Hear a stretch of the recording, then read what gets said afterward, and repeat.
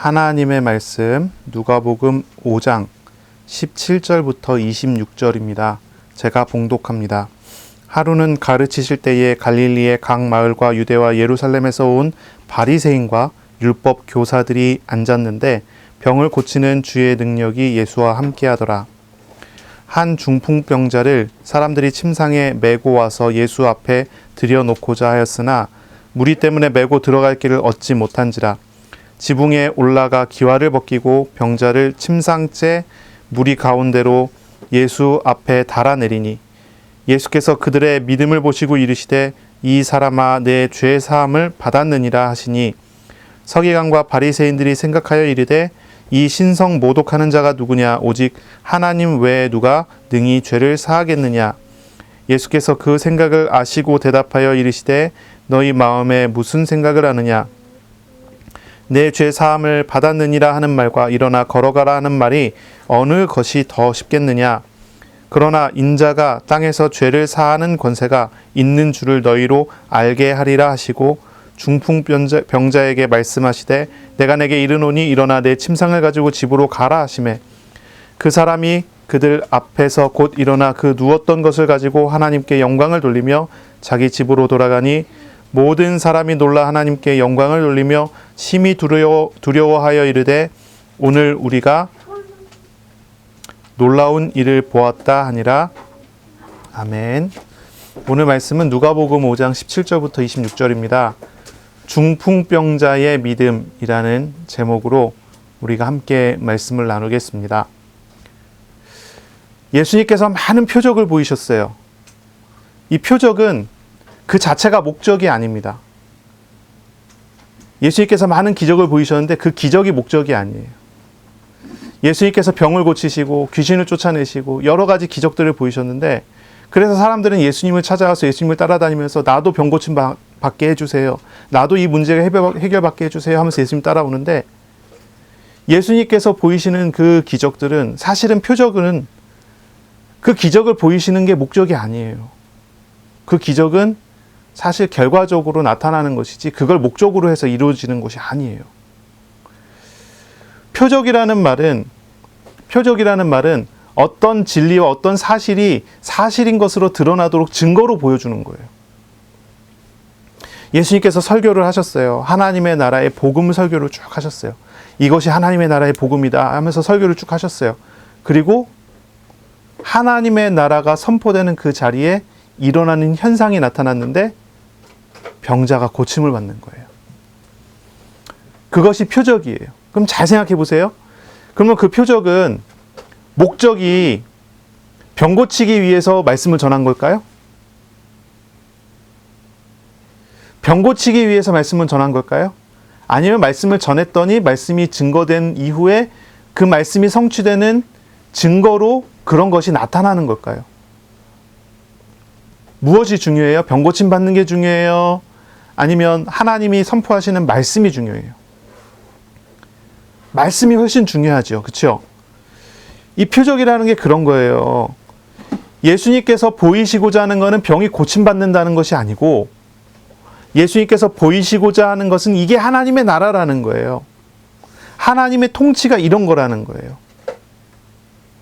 주님의 사역의 목적은 병을 고치는 게 아니에요. 병은 사실은 이제 고쳐질 수도 있고 안 고쳐질 수도 있어요.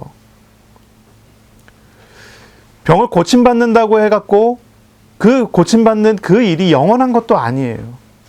죽은 나사로가 예수님의 말씀에 의해서 다시 살아났지만 그 나사로는 영원히 사는 사람이 아니잖아요. 다시 죽어요. 그렇죠? 그게 사실 우리가 지금 하나님께 기도하고 있는 어떤 제목들인지도 몰라요. 우리는 사실 하나님께 영원한 걸 구해야 돼요. 하나님께서 우리에게 영원한 걸 주시고자 하세요.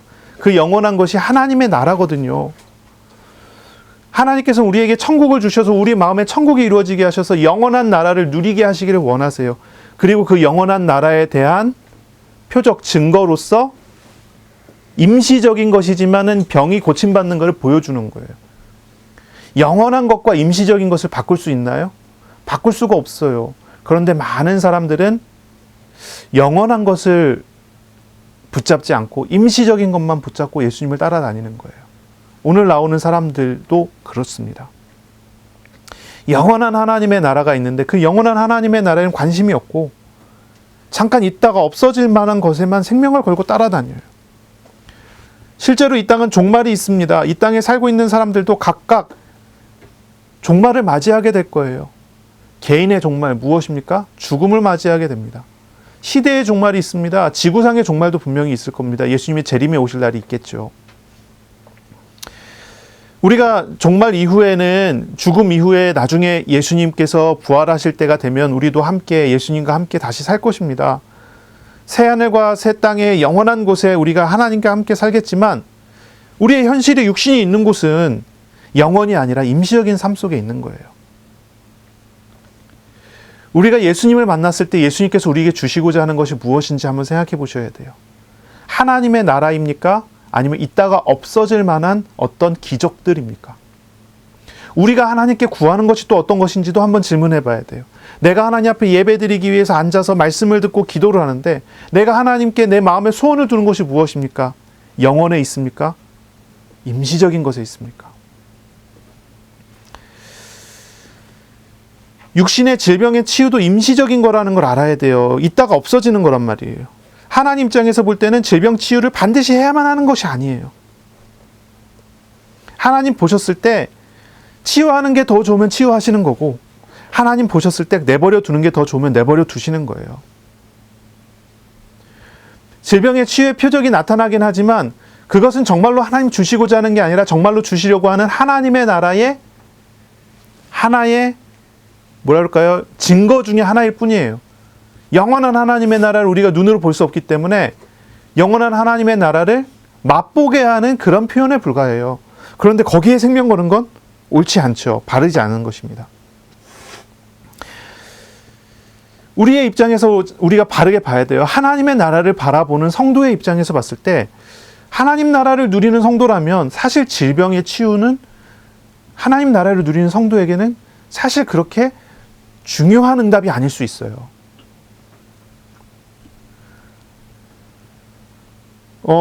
하나님께서 주시는 질병, 아니 하나님께서 허락하시는 질병이 고통이나 저주가 아니라 하나님과 동행하는 중요한 도구도 될 수가 있습니다.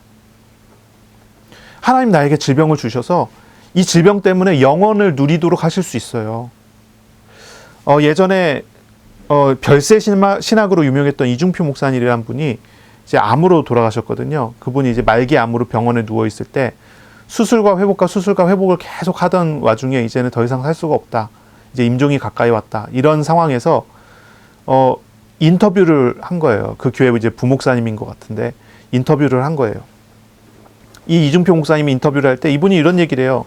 말기암으로 죽어가면서 죽음을 눈앞에 보고 이야기할 때 이렇게 얘기합니다. 죽음은 예수 그리스도의 재림과 함께 임할 부활에 참여하기 위해 필수적인 과정으로서의 고통입니다. 이렇게 얘기를 해요. 이 종말적인 고통 속에서 이 죽음 앞에서 죽음의 고통을 만나는 그 앞에서 나는 영원한 예수 그리스도의 생명으로 부활할 것을 진정으로 소망하게 됐습니다. 아니 병에 걸리니까 영원을 사모하고 영원을 소망하는 거예요. 그러므로 하나님께서 사랑하는 자에게 주시는 이 세상에서의 최종적인 은혜로서 이 병상의 고통을 받아들이고 있는 것입니다. 그분이 죽음을 눈앞에 두고 자기가 당하고 있는 질병과 고통이 하나님의 사랑의 표현이라고 고백을 해요. 하나님의 나라를 바라보고 영생을 바라보고 구원을 알고 죽음을 보니까요. 그 죽음이요. 영원한 헤어짐이 아니고요. 영원한 만남이 돼요. 하나님을 만나게 돼요. 우리에게 있어서의 질병이라는 것이 어떤 의미가 있을까 한번 생각을 해볼 필요가 있어요. 사실 임시적인 고통, 또 치유라는 것도 임시적인 치유예요. 물론 우리가 고통에서 치유로 나아가야 되겠지요. 하나님께 우리가 그걸 구합니다. 근데 우리 입장에서 진정으로 한번 생각해 보자는 거예요. 그게 진짜 고통입니까? 그게 진짜 하나님과 함께하는 은혜가 될 수 있지 않겠습니까? 이것이 우리가 바라보아야 하는 그런 부분이 아니겠어요? 저도 이제 난치병이죠. 고칠 수가 없는 질병에 걸려갖고 10년 이상 이제 그 병 때문에 고통을 조금 했거든요. 당했거든요. 이제 심장이 안 좋고 혈압이 안 좋고 뭐 이러다 보니까 그거는 이제 약물로 치료할 수 있는 것도 아니고 고칠 수 있는 병이 아니에요.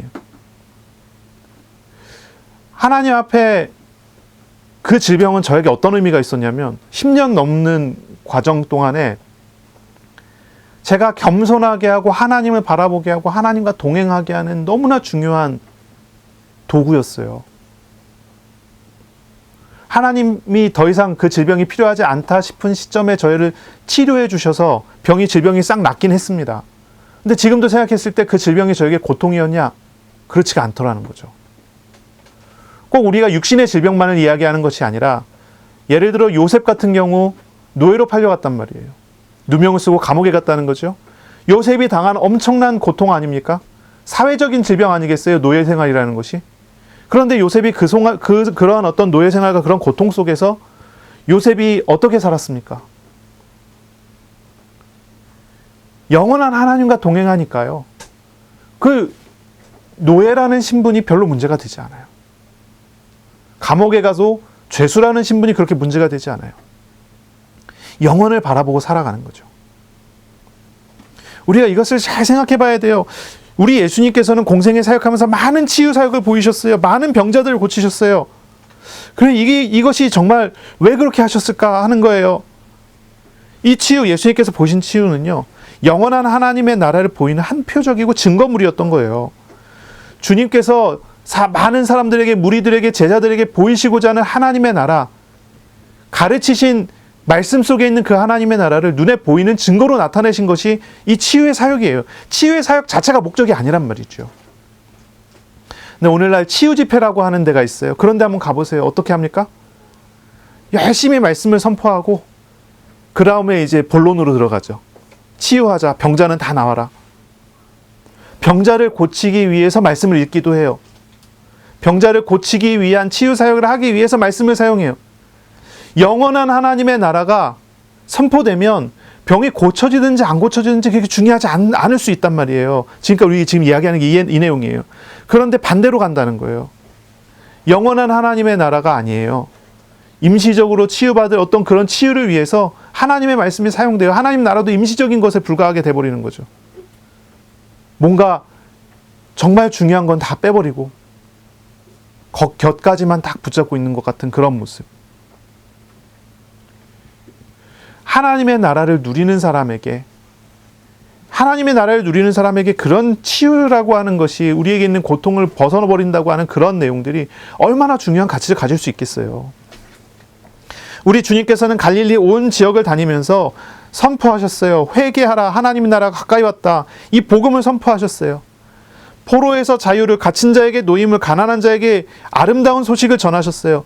죄에서의 회개, 하나님의 통치가 이루어지는 하나님의 나라, 그리고 삶의 얽매임이나 질병이나 우상에서의 자유를 선포하셨단 말이에요. 우리 주님께서 영원한 하나님 나라를 가는 곳마다 선포하셨어요. 그것을 우리에게 이루시고자 하세요. 그것을 예수 믿는 나에게, 여러분에게, 우리들에게 이루시고자 하세요. 하나님께서 나에게 이루시고자 하는 것은 저 영원한 하나님의 나라가 이 땅에서 누려지는 거예요. 물론 우리가 육신 속에 있기 때문에 그 하나님 나라를 임시적인 형태로 바꿔갖고 맛보는 식으로 누릴 수밖에 없겠지만 우리는 하나님의 나라를 누리는 겁니다. 영원을 바라보게 하는 것입니다. 그것이 목적이에요. 질병의 치유는 그러한 목적의 증거로 나타난 것일 뿐이죠. 주님을 만난 사람, 마음에 예수 그리스도를 영접한 사람은 사실은 질병이 치유되든 그렇지 않던 상관없이 그 마음에 하나님의 통치가 있고요. 하나님의 위로가 있고요. 하나님의 도우심이 있고 하나님의 인도하심을 받게 돼요. 이것이 질병을 치유하는 것보다 훨씬 더 큰 일이 아니겠습니까? 많은 사람들은 기적을 즐거워해서 기적을 따라갑니다. 그러나 저와 여러분, 우리들은요, 능력의 주님, 영원하신 하나님, 하나님의 통치를 기뻐하고 즐거워하는 그런 은혜가 있으시길 바랍니다. 아멘. 하나님의 목적은요, 말씀을 듣는, 설교를 듣는 저와 여러분이 문제의 해답이나 기도의 응답을 받기 원해서 나오기보다는 인격적이신 하나님을 만나서 하나님의 나라의 백성됨을 누리게 하는데 하나님의 목적이 있고 하나님의 방향이 있는 것입니다. 우리가 그런 은혜를 누려야 될 줄로 믿습니다. 아멘. 오늘 본문에 보면요, 한 중풍병자가 나옵니다. 중풍병자가 나와요. 이 중풍병자라고 하는 표현, 이건 이제 질병의 한 형태를 이야기하는 거죠. 우리가 생각하는 어떤 뇌졸중, 그런 모습인데, 꼭 뇌졸중이 아니라도 마비되어지는 어떤 모습이 나오면 그걸 중풍병으로 이렇게 표현을 합니다. 이 당시에는 이제 의학이나 과학이 지금처럼 발달되지 않았잖아요. 그래서 중풍병이라고 하면은 어떤 이미지가 있냐면은 그건 장애가 생겼다고 하는 그런 이미지를 갖는 거예요. 장애. 특별히 이제 이런 문제다 저런 문제다를 넘어서 장애가 생겼다는 그런 표현입니다. 장애가 있으면 유대 공동체에서는요, 직분을 맡을 수가 없어요. 그리고 공동체에 온전히 참여되는 것이 허용되지 않습니다. 이건 이제 유대인 공동체뿐만이 아니에요. 당시의 헬라 문화, 로마 사회에서도 마찬가지였어요.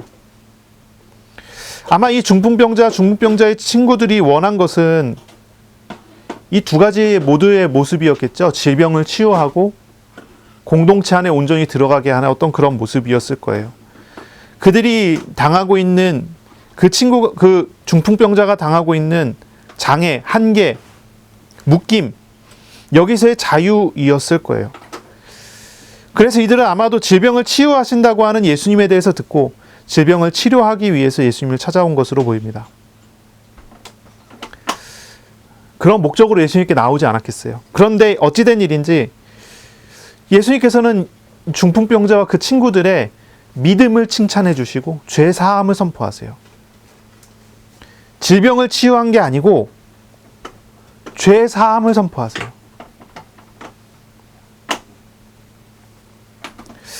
아마 이 사람들이 예수님 앞에 처음에 나올 때는 질병 치유를 생각하면서 나왔을지 모르겠지만 주님의 말씀을 들으면서 그들의 믿음이 그들이 원하는 것이 달라진 것 같아요. 이들은 질병 치유가 아니라 회개하고 하나님의 나라를 구하며 죄에서 사함받기를 구하며 예수님께 나온 것입니다. 그래서 주님께서 이들에게 죄사함의 은혜를 주신 거죠. 더 정확하게 표현하면 이런 것입니다. 이 사람들은 예수님 앞에 나왔을 때 질병 치유를 받기 원했지만 우리 주님께서는 이 사람들에게 죄 사함 받는 믿음을 선물해 주신 것 같아요. 그러니 이 사람들이 그 믿음을 가지고 나오고 예수님께서는 그것을 칭찬하시며 구원하시지 않았을까 그렇게 생각을 해요. 이 중풍병자와 내 친구들은 많은 무리들로 인해서 예수님께 가까이 다가갈 수가 없었어요. 그래서 지붕에 올라갔습니다. 기와를 벗겼습니다. 침대채로 줄에 달아 예수님 앞에 내려놨어요. 당시에 이제 갈릴리에 있는 가옥들은 지붕을 뜯기 어려운 그런 지붕은 아니었다고 해요. 크기가 큰 물건을 옮길 때는 지붕을 뜯어서 옮기는 경우가 종종 있었다고 합니다. 그리고 이제 그 지붕으로 올라가는 길은 항상 이제 뭐 계단이라든지 이런 걸 통해 갖고 지붕으로 올라갈 수 있는 그런 길들이 있고, 그래서 이 지붕에 올라가서 종종 쉬기도 하는 어떤 그런 형태의 지붕이었다고 해요. 그래서 뭐 사실 보면 지붕을 뜯고 침대를 내린 장면이 있을 수 있는 장면인 거죠. 그런데 이제 자신의 집도 아닌 남의 집에, 그리고 한참 예수님 설교하시고 이야기하시고 있는 그런 상황에서 지붕을 뜯고 침대를 내리는 건 아주 그냥 특별한 장면입니다. 이런 장면은 이들의 절박함 그리고 이들의 간절함을 우리가 알 수 있는 그런 장면이죠. 아주 절박하고 아주 간절한 마음으로 이 중풍병자를 데리고 예수님께 나왔어요. 낫게 하기를 소원하는 그런 마음으로 나왔어요. 그런데 주님의 말씀을 듣고 마음이 변했어요. 낫기를 구한 게 아니라 내가 죄인이니 죄 사함 받기를 원해요. 낫기를 구하기보다 하나님의 나라의 통치를 구하게 돼요. 말씀을 듣다 보면 그런 일이 벌어지기도 하죠. 우리도 종종 그런 일이 있지 않습니까? 처음에는 어떤 것을 달라고 하나님께 나와서 기도하기 시작하는데 은혜를 받다 보니 하나님 그거 있어도 되고 없어도 됩니다. 하나님 원하시는 대로 하세요. 나는 다만 하나님을 구합니다. 그렇게 기도가 바뀌고 예배 드리면서 마음이 바뀌는 그런 일 우리가 종종 만나잖아요. 이 사람들이 이 중풍병자 친구들이 그런 상황이었던 것 같아요. 그런 모양인 것 같아요. 이 사람들이 줄에 달아서 이 중풍병자가 내려오게 되고 침대가 내려오는 그런 상황을 보시고 예수님께서 먼저 말씀하시기를 뭐라고 말씀하시냐면 이렇게 얘기하세요. 예수님께서 20절이죠. 예수께서 그들의 믿음을 보시고 이르시되 이 사람아 내 죄사함을 받았느니라 하시니, 이 사람이 어떤 믿음을 가졌다고요? 죄 사함을 구하는 믿음을 가졌다고요. 예수님께서 죄를 사하시는 하나님이시라는 것을 아는 그런 마음을 가졌다고요. 회개하라, 하나님 나라가 가까이 왔다라고 하는 그러한 설교를 어떻게 풀어서 말씀하시는데, 이 사람들은 침대를 내리는 그 과정 속에 주님의 말씀을 듣고, 물론 멀리서부터 들으면서 왔겠죠. 주님의 말씀을 듣고 와서 침대를 내리며 죄 사함 받는 믿음을 갖게 되는 거예요. 질병 치료가 아니라 죄 사함 받는 믿음. 어떤 사람들은 이렇게 얘기하는 사람이 있어요. 이 본문을 가지고 읽으면서 이들의 행위와 정성을 예수님께서 받으셔서 치유하셨다고 그렇게 설교하는 사람도 있어요. 하지만 그건 아니죠. 그건 아니에요. 예수님께서는 이들의 믿음을 받으셨지 그들의 행위를 받으신 게 아니죠. 사람의 행위는 죄사함 받는, 구원받는 공로가 될 수가 없어요. 우리는 오직 믿음으로 구원받는다는 사실을 압니다. 오직 의인은 믿음으로 말미암아 살리라. 우리 사도 바울이 외쳤던 그 메시지 아시죠? 종교개혁 때 마르틴 루터가 오직 의인은 믿음으로 말미암아 삽니다라고 하면서 공로가 아니다라고 하는 그런 외침을 했었잖아요. 생명을 걸고 종교 전쟁이 일어났었죠. 이 외침 때문에. 우리가 다 알죠. 이 사람은 자신의 공로 때문에, 자신의 간절함 때문에, 이 사람들의 어떤 절박함으로 인하여 예수님께서 이들을 불쌍히 여기서 치유하신 게 아니에요. 예수님이 이 사람들의 믿음을 보셨어요. 그리고 그 믿음은 사실 어디서 온 거죠? 하나님의 선물이죠. 말씀을 들을 때 성령께서 그들의 마음을 두드리시고 그들의 마음에 믿음을 주셨기 때문에 그렇게 된 거죠. 믿음은 하나님의 선물입니다. 그래서 우리가 그것을 은혜라고 부르죠. 에베소 2장 8절입니다. 너희는 그 은혜에 인하여 믿음으로 말미암아 구원을 받았으니 이것은 너희에게서 난 것이 아니요 하나님의 선물이라. 행위에서 난 것이 아니니 누구든지 자랑하지 못하게 함이라. 행위는 구원을 줄 수 없어요. 사람의 간절함, 그것이 응답을 가지고 옵니까? 어떤 사람은 또 그렇게 가르치지만 그런 장면이 아니에요. 간절함으로 인하여 응답이 온 것이 아니에요. 행위와 공로로 인하여 응답이 온 게 아니에요. 이 구절을 잘못 읽으면 우리가 그렇게 이해하기 쉽거든요. 근데 그렇지 않단 말이에요. 이 사람이 지붕을 뜯어서 침대를 내릴 정도의 어떠한 그러한 정성을 보였지만 예수님은 그것을 보시고 구원하신 게 아니고요. 그들의 믿음을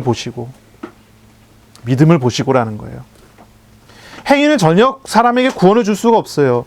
로마서 6장 23절에 보면 죄의 싹은 사망이요 하나님의 은사는 예수 그리스도 주 안에 있는 영생이니라 했어요.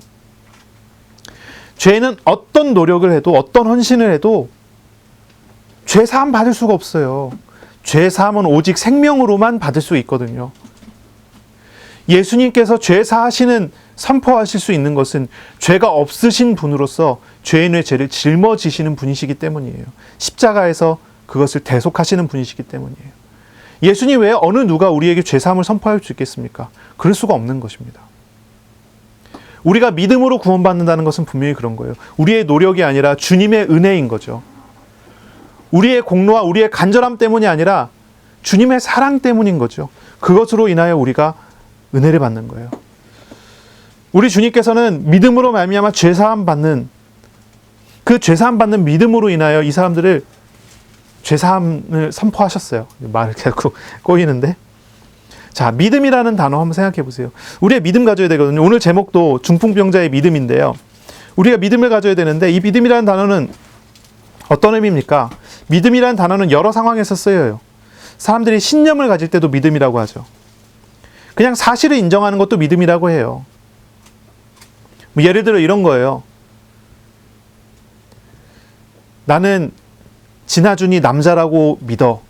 이것도 믿음이라고 표현하잖아요. 그렇죠? 나는 진아윤이 여자라고 믿어. 이것도 믿음이라고 표현해요. 그렇죠? 어떤 사람은 이렇게까지 이야기합니다. 하나님의 존재를 나는 믿어. 사실로 인정하는 것도 믿음이라고 표현해요. 그런데 한번 생각해 보세요. 하나님의 존재를 인정하는 사람이라도 예수님의 동정녀 탄생과 예수님이 십자가 죽음과 부활의 사실, 지금도 살아계셔서 하나님 우편에 앉아 계신다는 그 사실을, 그 예수님의 재림까지도 그 사실을 사실로 다 인정하는 그런 믿음을 가지고 있다 할지라도 그 믿음은 그 사람을 구원하는 믿음하고는 별개예요. 이게 중요한 거예요. 그 믿음은 그 사람을 구원하는 믿음과는 별개예요. 말씀을 다 듣고 그 말씀이 사실이고 그 말씀대로 될 거라고 믿는다 하도 그 믿음이 구원과는 별개일 수 있어요. 저도 그런 사람 만나본 적 있거든요. 전도했는데 복음을 다 전했는데 믿어집니다. 지금 이야기해 주시는 모든 내용들이 정말 사실이고 정말로 그렇게 될 줄로 믿어집니다. 그런데 나는 그 하나님을 내 마음의 주님으로 영접할 수는 없겠습니다. 그런 사람 만나본 적 있어요. 왜 그렇습니까? 왜냐면 나는 지금까지 너무나 죄를 많이 짓고 살아왔기 때문에 내가 진 죄의 죄값을 내가 받아야지 하나님께 맡긴다는 것은 너무나 자기에게 맞지 않는 거라고 생각한대요. 그래서 자기는 예수님을 영접하지 않겠대요. 예수님을 주님으로 영접하지 않겠대요. 당신이 말한 말은 다 사실이라는 걸 자기가 알겠지만 그렇대요. 이 사람이 구원 받겠습니까? 못 받잖아요. 그렇죠? 구원받는 믿음은요, 사실을 인정하는 게 아니에요. 구원받는 믿음은 죄 사함받는, 대속받는 믿음은 어떤 것입니까? 사람이 자신이 죄인임을 알고 돌이켜 예수를 인격적으로 자신의 하나님을 자신의 주인으로 영접하는 것이 구원받는 믿음입니다. 예수님을 나의 주님으로 나의 하나님으로 영접되어야 그래야 구원받는 거예요. 내가 영접하는 행위를 하면 구원받습니까? 그것도 오해된 거죠. 영접하는 행위로 인하여 구원받는 게 아니라 하나님의 부르심을 받은 그것으로 인하여 믿게 됐을 때 그게 구원받는 믿음인 거예요. 그래서 우리가 이런 걸 생각해 봐야 돼요. 사실은 다 사실로 인정할 수 있지만 하나님이 나의 주인으로 내가 주님을 섬기도록 영접하지 않는다면 그건 믿음이 될 수 없어요. 구원이 아니에요. 그거는요. 예수님을 나의 주님으로 나의 하나님으로 영접되었을 때 그때 그것이 구원이고 그게 믿음이 되는 거예요. 이 중풍병자의 친구들, 이 4명의 친구들이라고 그러거든요. 이제 마가복음에 보니까 4명의 친구들, 5명입니다. 이 친구들이 예수님께 나왔어요. 그리고 믿음을 인정받아요. 이들은 말씀을 듣고 회개하고 예수님을 주님으로 믿게 된 것입니다.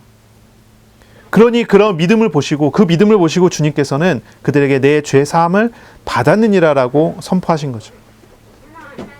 중풍병자 친구들은 다른 무리들과는 달랐어요. 특히 바리새인 서기관들과는 다르게 주님의 가르침을 듣고 말씀을 사실로 인정한 정도가 아니라 자신이 죄인임을 알고 죄를 후회하고 미워하고 돌이켜 예수님께 나온 거죠.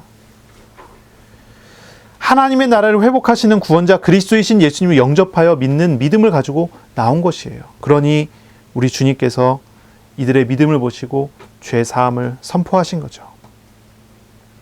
그런데 이 죄 사함이 선포되었을 때 이 죄 사함이 선포되는 그 말을 듣고 아주 그냥 발끈하고 막 화를 내는 사람들이 있었어요. 그 사람들이 누굽니까? 바리새인과 서기관들. 바리새인과 서기관들은요, 예수님의 죄 사함의 선언을 듣고 신성 모독이라고 여기면서 아주 참담해했어요. 주님의 설교를 믿지 않았다는 거예요. 주님의 설교를 들었지만 듣지 않았다는 거예요. 그때 이제 예수님께서는 그들의 마음을 아시고 이 바리새인 서기관의 마음을 아시고 질병 치유의 표적을 보여주셔서 무리들과 함께 바리새인 서기관들이 하나님께 영광을 돌리며 심히 두려워하도록 하는 그러한 이제 고백으로 들을 수 있도록 하시죠. 죄 사함을 선언했는데 바리새인 서기관들은 전혀 듣지 않는 거예요. 아주 그냥 신성 모독이라고 생각하고 아주 참남하게 여기는 거예요. 그때 그거 좀 다 치워주세요. 예. 그때 우리 주님께서는 질병을 치유하는 표적을 보이신단 말이에요. 표적. 그래서 그 표적을 본 사람들이 주님이 선포하신 죄사함의 선포나 주님이 설교하셨던 그 설교의 내용이 사실임을 알고 무리들이 다 함께 이 바리새인 서기관을 포함한 무리들이 다 함께 심히 두려워하며 하나님께 영광을 돌리는 그런 장면이 나와요.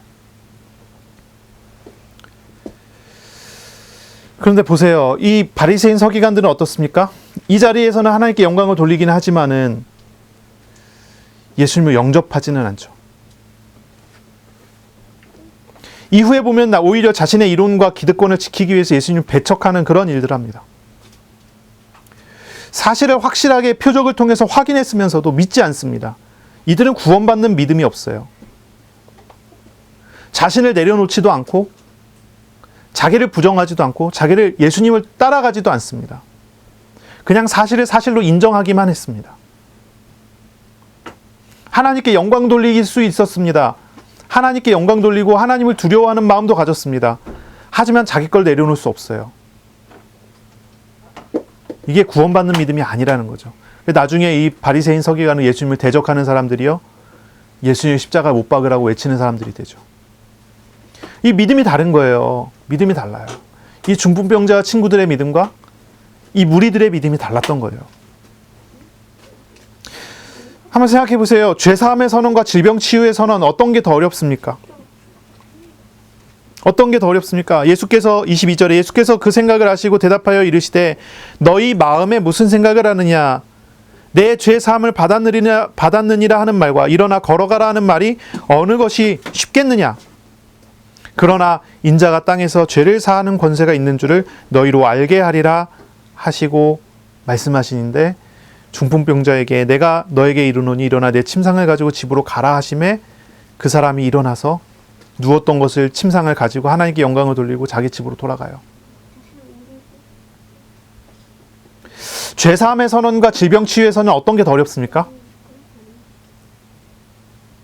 바리새인은요, 죄사함의 선언을 보면서 질병 치료를 안 하고 죄사함의 선언을 한다고 생각한 거예요.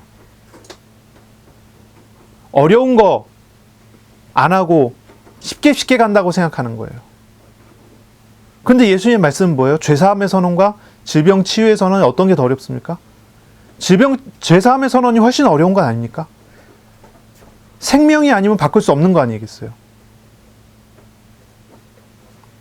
질병은 생명을 더해주면 되는 것인데, 그쵸? 질병 걸린 거는요, 생명을 더 붙돋아주면 되는 거잖아요. 죄사함은요, 어떤 것입니까? 죽었던 영혼을 대신 살리는 일이어야 돼요. 죄사함 선언이 훨씬 어려운 것 아닙니까? 근데 바리새인이 죄사함의 선언을 보고 시비를 거는 거잖아요. 그래, 우리 주님께서는 무엇이 어려운지 생각해 보라 하고 그들이 더 어렵다고 생각한 질병 치유를 이루어내셔서 그들이 주님 앞에 무릎 꿇게 만드는 거죠. 그런 일들을 하세요. 우리 예수님께서는 2번에 걸친 기적, 표적을 보이십니다. 죄사함의 선언과 질병 치유의 선언. 이 두 가지 말씀, 이 두 가지 표적은 모두 예수께서 그리스도로서 땅에서 죄를 사하신 권세가 있으신 아들 하나님이라는 것을 증명하는 그런 표적이 됐습니다.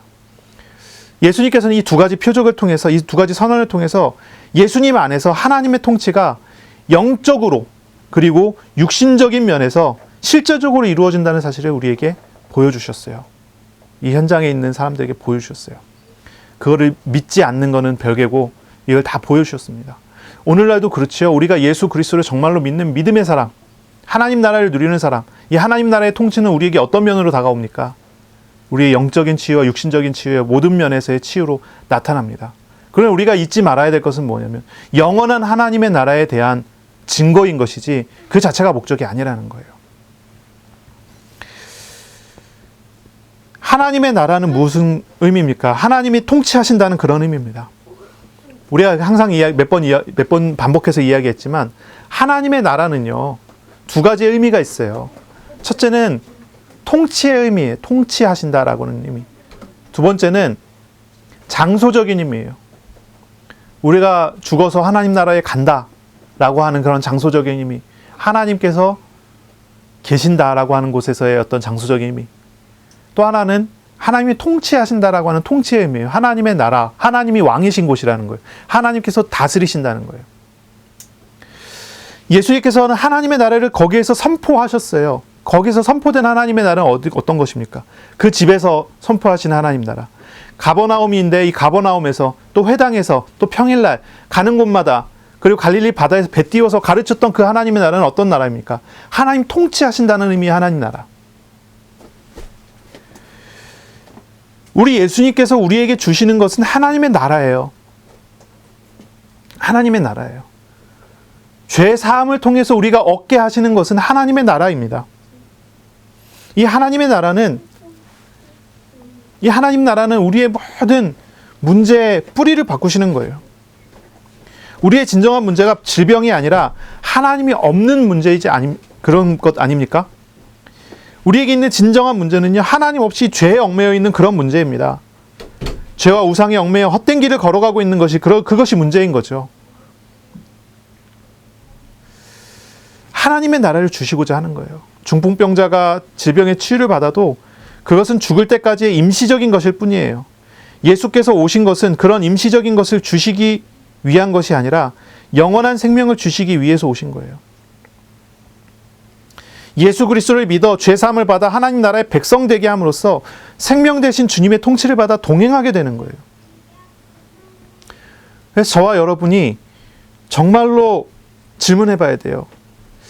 우리에게 정말로 필요한 게 뭘까요? 문제 해결일까요? 임시적인 응답입니까? 영원한 하나님의 나라입니까?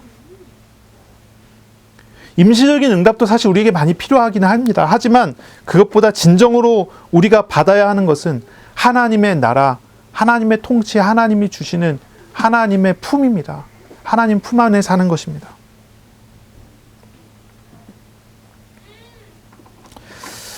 하나님의 나라를 누리시기를 바랍니다. 하나님의 나라는 하나님의 선하신 뜻대로 하나님이 통치하시고 다스리시는 곳입니다.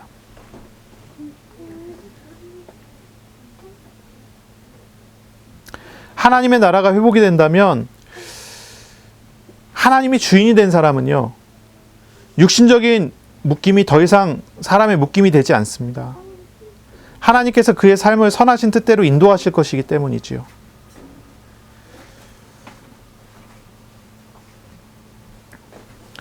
우리의 삶의 자리마다 하나님의 나라가 선포되고 하나님의 놀라운 축복이 함께하기를 바랍니다. 우리의 삶의 자리에 하나님의 선하신 뜻을 하나님께서 이루실 것입니다. 참된 믿음을 가지는 한 주간이 되시길 바랍니다. 죄와 우상에서 늘 돌이켜 주님께 나아가는 믿음을 가지시고요. 또한 하나님의 뜻을 신뢰함으로 하나님께 순종하는 그런 믿음을 가지세요. 그리스도를 영접하여 하나님의 자녀가 됐다면 이제 완전히 다 하나님께 자기 자신을 맡기세요. 그러면 하나님께서는 선하신 뜻대로 우리를 인도하실 거예요. 우리에게 죄 사함의 은혜를 주시고 우리의 영적으로 육적인 치유를 주시는 하나님께서는 우리의 모든 삶이 하나님의 나라의 백성된 삶 살기를 원하세요. 선하신 뜻대로 우리를 인도해 가시길 원하세요. 하나님께서는 선하신 뜻대로 우리를 치유하시기도 하시고 또한 더 좋은 결과를 위해서 다르게 인도하시기도 하시는 분이라는 사실을 인정하시고 하나님의 통치에 자기 자신을 맡겨드리는 그런 주간을 가지시길 바랍니다. 하나님 말씀을 묵상하시면서 하나님과 인격적인 교제를 하세요. 주님과의 깊고 넓은 교제를 통해서 하나님의 마음에 민감하게 반응될 수 있도록 우리 자신을 들이세요. 주님의 마음을 품고 주님의 생각이 내 생각되도록 하는 그런 삶을 사시기를 바랍니다. 두 가지의 선언을 묵상하는 한 주간이 되길 바라요. 하나님의 나라의 백성됨을 누리는 그런 시간을 가지시고 오늘 나를 가정으로 현장으로 삶으로 인도하시고 통치하시는 하나님과 동행하는 그런 한 주간이 되시기를 예수님의 이름으로 축복합니다. 아멘. 기도하겠습니다. 하나님 아버지, 오늘 중풍병자의 믿음을 통해 우리가 영원한 것을 사모하는 마음과 믿음을 배우게 하시니 감사합니다. 주님, 우리가 임시적인 것에 얽매이는 것이 아니라 영원한 하나님의 나라를 소망하며 하나님의 통치를 소망하며 주님께 우리 자신을 드리는 시간 될 수 있도록 한 주간을 인도하여 주옵소서. 감사하며 예수님의 이름으로 기도합니다. 아멘. 우리 구주 예수 그리스도의 은혜와 하나님의 사랑하심과 성령의 교통하심이 이제로 영원까지 항상 함께 있을지어다. 아멘.